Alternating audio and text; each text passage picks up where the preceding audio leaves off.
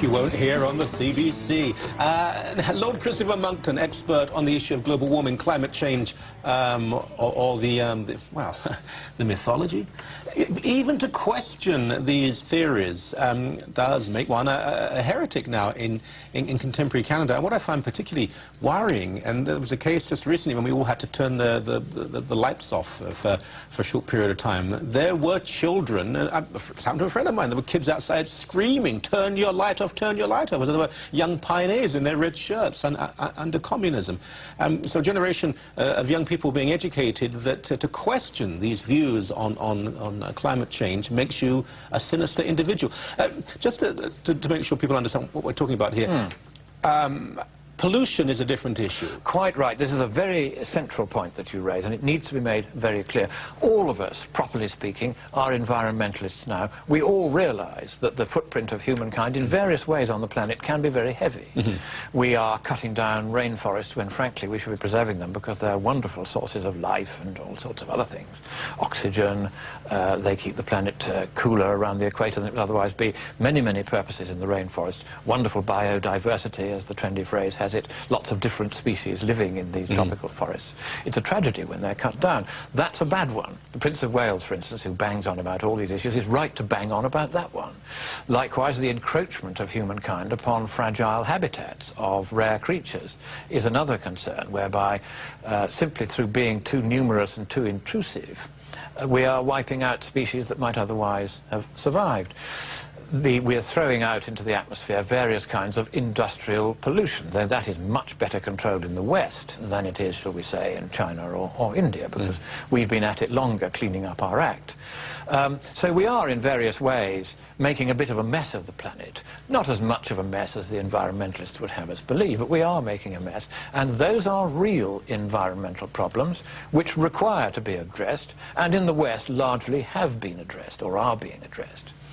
But the global warming thing, this is where the environmental movement has overplayed its hand. For the sake of money, power and glory, it has said, right, we're going to try and sick the world on this ludicrous notion that a tiny change, and it's so far been a change in the composition of the atmosphere, just 1/10,000th of the atmosphere has been altered from being something else to being CO2.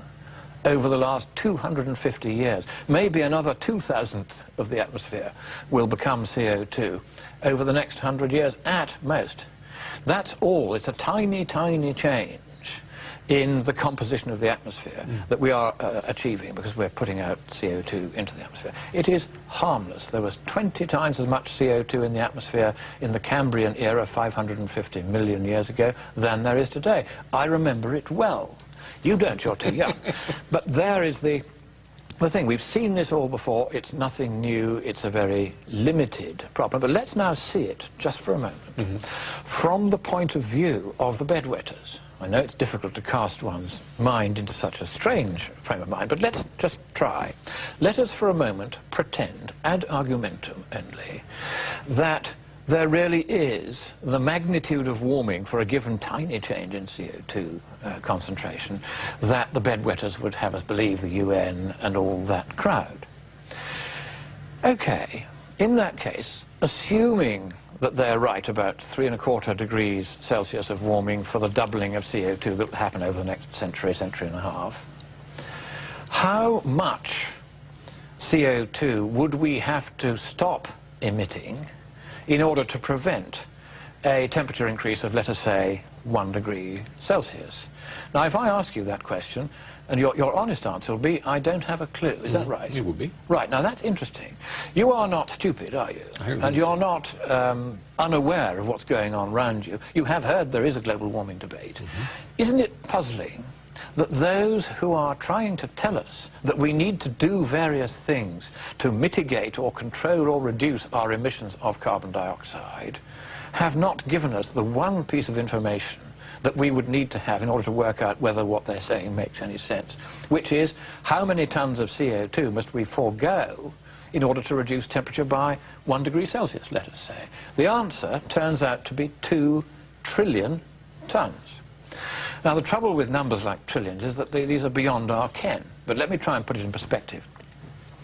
The US emits in total per year only 30 billion tons. That's 30,000 million, compared with the 2 million that we would need to forego just to reduce temperature by 1 Celsius degree. The world as a whole maybe emits 100,000, what are we saying, 100,000 million tons, yes, 100 billion tons a year. So if we shut down the entire carbon-fueled economy of the world, and let's suppose that we could do that without shutting down the rest of the economy. I don't think so. If you shut down the carbon-fueled economy, you have virtually no electricity, you have no locomotive power, planes can't fly, cars can't run, trains can't run, everything shuts down, and you go back to the Stone Age.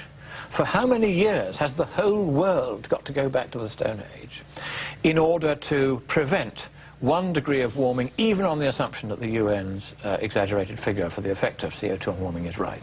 The answer turns out to be about 20 years of total shutdown of the economy to reduce the temperature by 1 Celsius degree. Even then, only if the UN is right about this. So to stop the 4 degrees of warming that the UN says is likely to happen over the next century or so, you have to forego 80 years worth of that century and have no industries at all, no economy at all, for 80 years.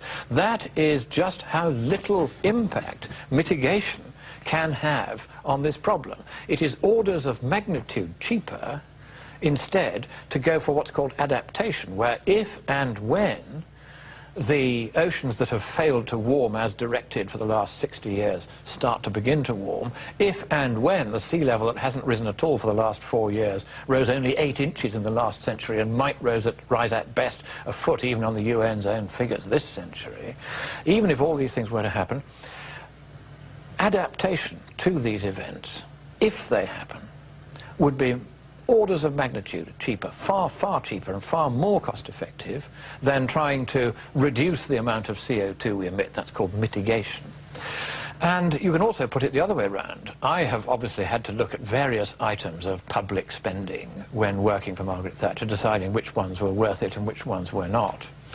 And if I look at the list of the sort of things that taxpayers' money gets spent on by governments, and it's a pretty horrifying list of things, a lot of which they shouldn't be spending money on, but we won't go there. We'll just confine ourselves to this simple point, that trying to mitigate global warming, even if it's on the scale that the UN imagines, is the least cost-effective use of taxpayers' money for any purpose that has ever been devised in the history of taxation, which is a long one. It is the least effective. There is no purpose in it whatsoever except wanton economic destruction. Recently I went to talk to 100,000 mine workers and their families on a mountaintop in West Virginia. It had a splendidly biblical air about it, the whole event, and there was an enormous stage with cameras and lights, and so everybody at the back could see, because there were huge screens with my physog, blown up to even grosser size than it already is. And I told them, I said, there is no basis for your government saying to you that coal trains are death trains, as one of NASA's spokesmen said recently, or that the coal industry deserves to be bankrupted, as President Obama said in an incautious moment when he hadn't realized the microphone was turned on during his election campaign. And all these mine workers who do one of the most difficult and dirty and dangerous jobs in the world are terrified that their jobs are about to be taken away by this lunatic administration. There's no point in calling it anything else. There is no rational basis for this hatred of the coal industry that the environmental movement and the Obamas of this world have conceived. And yet these are real people with real jobs, keeping the lights on that are shining on us today. And they are now threatened with the extinction of their jobs. And worse than that, we are all threatened with the extinction of our economy.